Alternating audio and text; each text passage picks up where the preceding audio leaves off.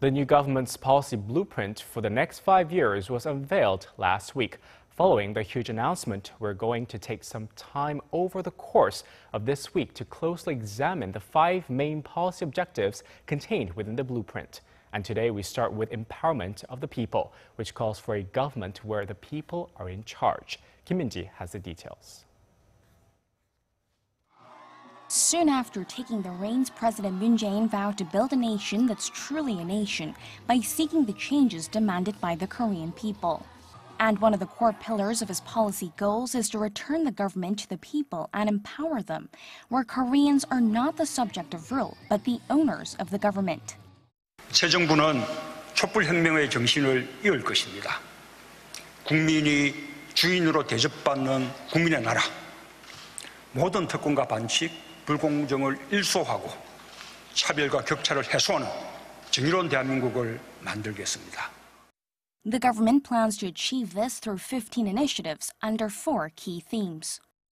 For starters, they plan to root out deeply embedded societal ills.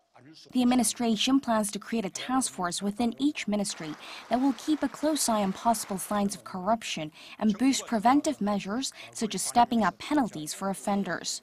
This is seen as crucial as more citizens have become aware of the need for anti-corruption campaigns in the wake of the power abuse scandal that led to the impeachment of the former president. Another focal part is to make the president more accessible. This calls for the relocation of the presidential office to near Seoul Central Gwanghwamun Square, which was a key campaign pledge of President Moon as part of efforts to enhance communication with the people as well as government officials. The government also plans to make public daily schedules of the president and senior officials on a government website. And to encourage the participation of citizens on how the country is run and have a say, the government is seeking to lower the voting age as well as ease requirements for regular folk to join political parties. We plan to uphold the spirit of the Constitution as the base for running state affairs for the citizens' sovereignty. Another long-pending agenda has been reforming the so-called power organs, namely the prosecution and police.